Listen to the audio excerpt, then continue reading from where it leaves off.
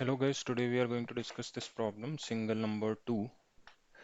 And this problem has came in Google and Amazon. So this is a quite interesting problem. Let's see this. So given an integer array nums where each element appears 3 times except for one number which appears exactly once, find the single element and return it. You must implement solution in linear time, complexity, and use only constant extra space. So the question is that we are given an array where each element occurs 3 times, but only one element occurs once, and we have to return that element. But the constraint here is that we have to return it in linear time.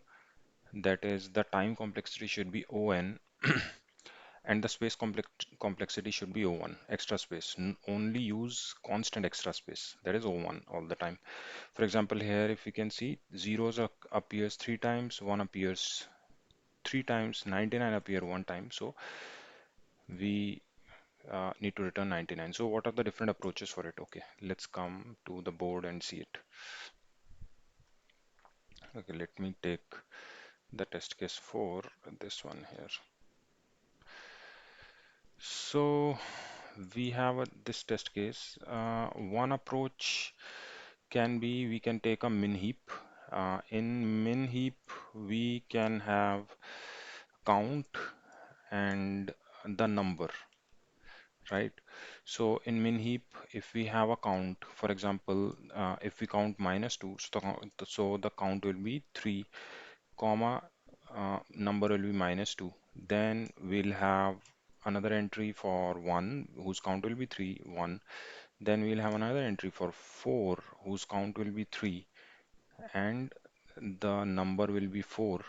And then we'll have another entry whose for -4, whose count will be 1, and it will be -4. So now this element 1 and -4 will be on the top of the min heap, because min heap is a balanced binary tree. So we can search the top and we can do that. But the point here is that in this approach, we'll have the time complexity as O(n), because we'll run once through all the elements, but the space complexity here in this approach will be O(n) as well, because as the number of the values or the input size increases, we have our min heap also grows. Another approach can be using map. Again, in a unordered map, we can store the numbers similarly. For example, this will be our another unordered map where the key will be the count and value will be the number. So again, in this case, our time complexity will be O(n), but the space complexity will be O(n) as well, right? So we need to get an approach where our space complexity is O(1). Okay, so let us find that. So okay, let's move on to the third approach, which is the approach which we are going to take. So in approach 3, oh, let me delete these two approaches because these are not needed.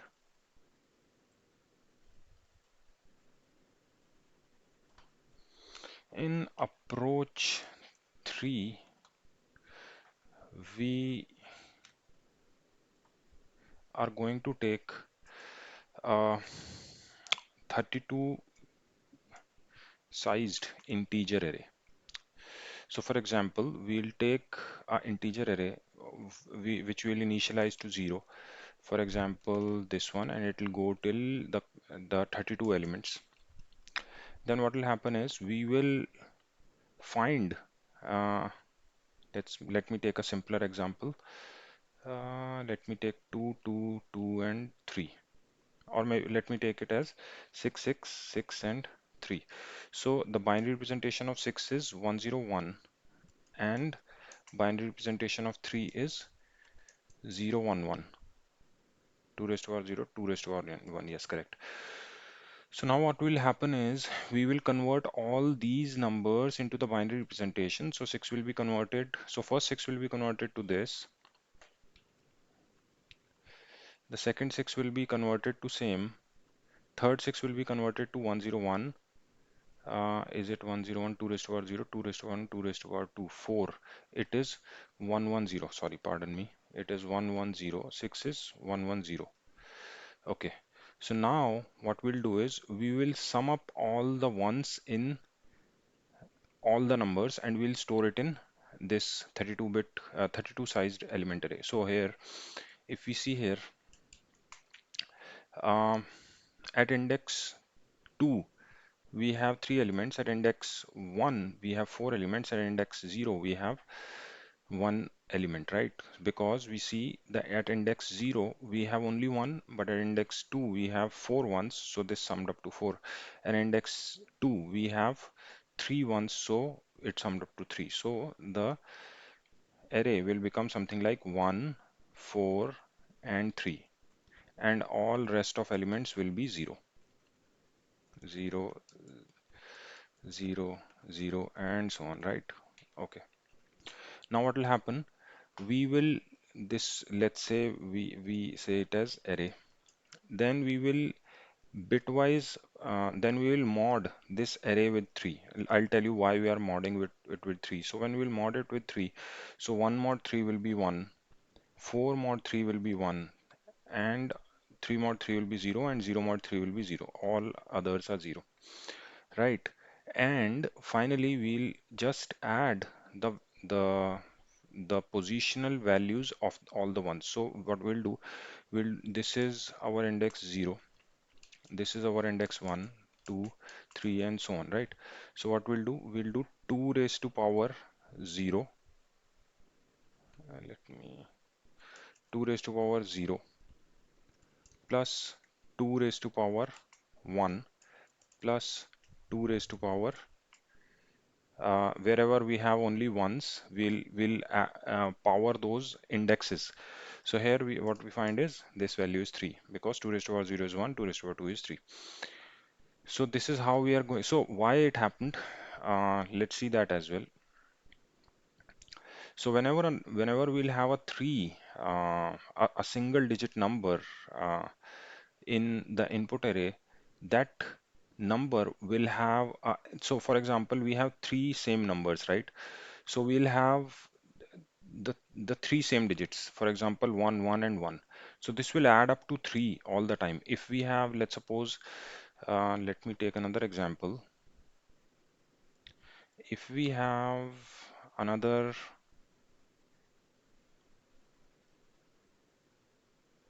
let me take it here.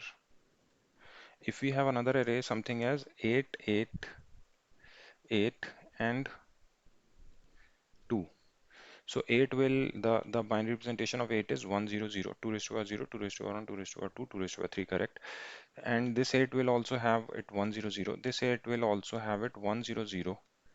But this 2 will have 2 raised to power 0, 2 raised to power 1. This 2 will have 0, 0, 1, 0, right? So as you can see, when we add all these numbers, these 3 ones will add up to 3 here. And if we do not have, if we do have any other digit, for example, we, in place of 8, we had 10. So in that case, it will be this one, right? We had 10. So we had 10. We had 10 and 2 is this. So what will happen is we will add up, we'll add it and this will become 3. This will remain 0 and this will become 4, right? So 3 means that we have 3 bits at this position. It means that these are all 3 same numbers, right? This 4 means we have at least 4 bits at this position in which 3 numbers are same. So whenever we mod it, we'll get only that number, that bit which belongs to a number which is distinct, right? And this formula we can apply to find any number. For example, if we say the question is given out of a array, uh, we are given 5 same numbers and one different number. For example, this 2, 2, 2, 2, 2, right? So we can apply the same formula here as well. Then in that case, we'll do a mod of 5 here. So now the time and space complexity. So the time complexity of this algorithm is ON because we will be running, finding all the bits for all the numbers. but the space complexity will be O32. That is all the times we are using this 32-bit, 32 sized array, which is constant because we are not increasing either with the input nor decreasing with the input. So that's we say is as O1. So let's see the code now.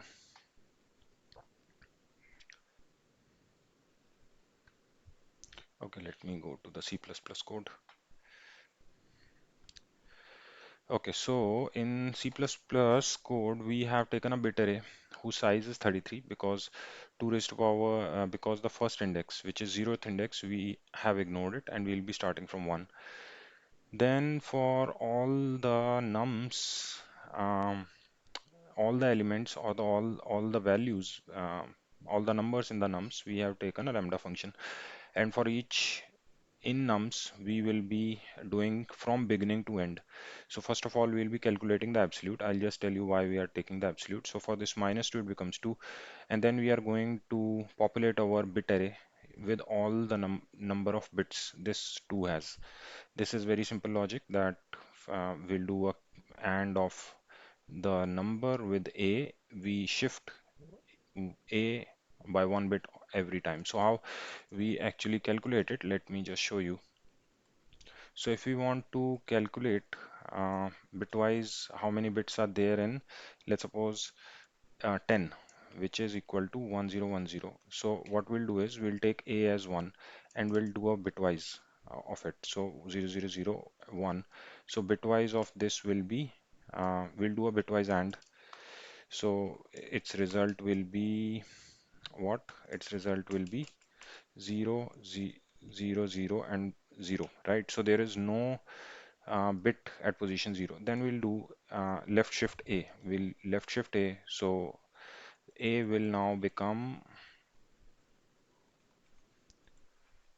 2 because we have shifted A by 1. And then we'll again bitwise AND. So in that case, it will become 0, 0, 1, 0. So we found one bit. So we are going to add all those bits, and this is how we calculate the number of bits on bits in a number. Okay. So this bit array has all the on bits. For example, uh, okay, let me give you an example. For example, if we have input as 6, 6, 6, 6, and 3, so the bitwise array will be equal to um, 3. So it will be it becomes 1 0. So 6 is 1 0 1 and 3 is 0 1 1. So it will be um, 0 1 1. So it will be 1 1 1 0, 2 raised to power 0, 2 raised to power 1. So it will be 1 1 0. Okay.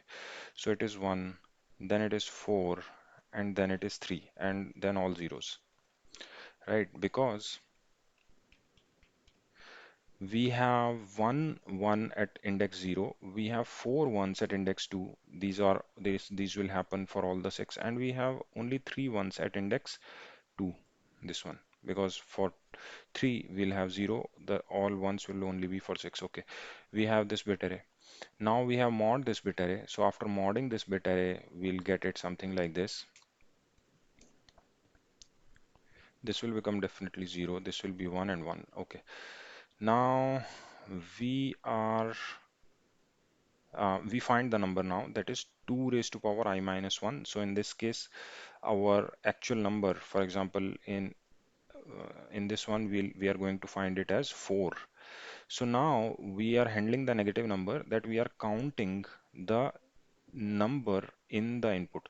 So for example, here we have, if we see 4 happens 3 times and -4 happens 1 time. So we'll count the output, that is the output we got in the input array. And if the output count is 1, then it means that we have a positive number, otherwise we have a negative number. For example, we will count 4 in the output. The count of 4 will be 3, right? So here we'll not return 3, we'll return -4. So count of 4 is 3. So if count of 4 was 1, we should have returned 4, but we'll return -4 in this case. So that's all, guys, for this video. I'll just paste the code link in the video description. Thanks a lot. Have a good day. Bye.